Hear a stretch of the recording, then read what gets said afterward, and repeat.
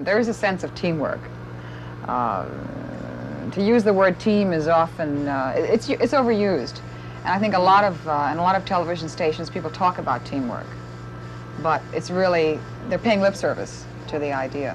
I think what has made us successful is that nobody is walking over anybody else. There's a sense of humanity.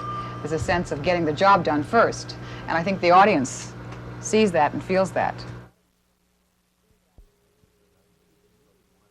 You know, that's the thing I think that impressed me when I first came to town. These people really, it just seems natural. A lot of places you see it, it's forced.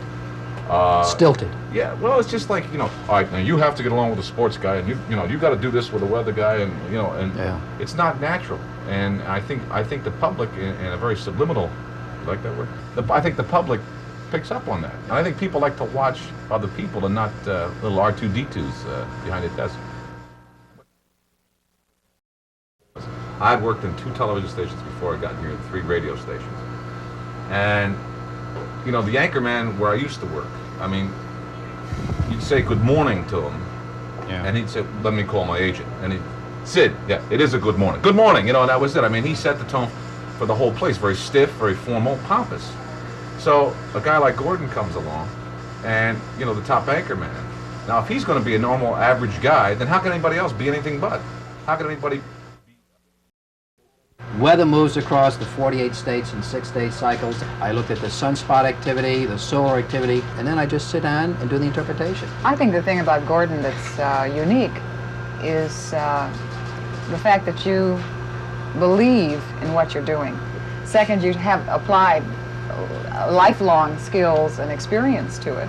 And third, it works, you're right. He says it's going to rain, I ask him what time. You know what I mean? You know, it's... All right, let me ask you. Although we are a team, we are cohesive, there's a lot of good team spirit here, there's tremendous variety. You could send any 3 or 4 of us out to the same story, we'd all come back with the same basic nucleus of information, but that story would be told in a very individual and unique way by each of those 4 or 4 reporters.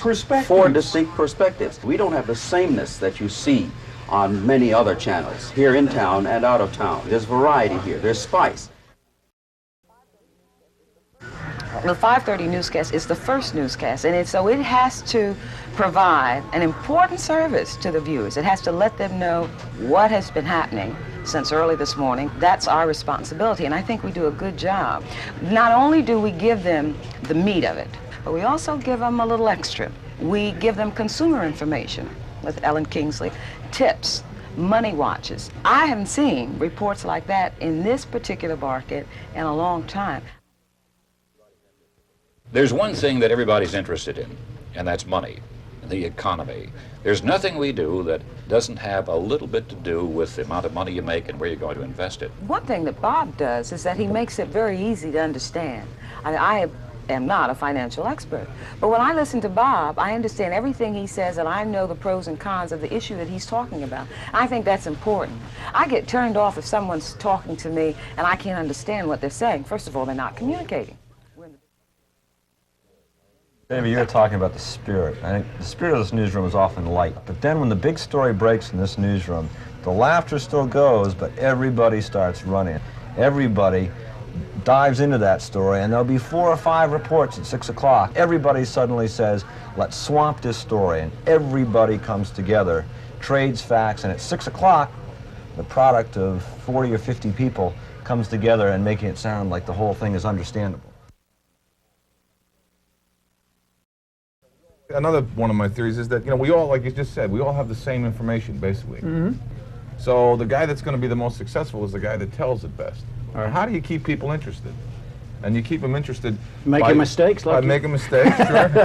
But you can do it with humor, you can do it with commentary, you can do it with any number of things. But the thing is to do it with a lot of different things and keep them interested. And that's my basic philosophy, is to keep them interested. And so far, it seems like it's worked okay. We all have the benefit of some kind of professional experience in athletics, whether it's Frank with the Bullets, myself with minor league baseball, and Sonny with the NFL. I don't know, I'm gambling, and that's what the public wants. They want the inside stuff. You know, anybody can give you Baltimore 3, Cleveland 2, and gee, that was... I have trouble with that. I mean, most anybody can give you that. You know? So, I mean, it's nice if you can give the public a little insight, and they seem to appreciate that more than just the nuts and bolts of it all the time. So, I mean, we try to make it interesting.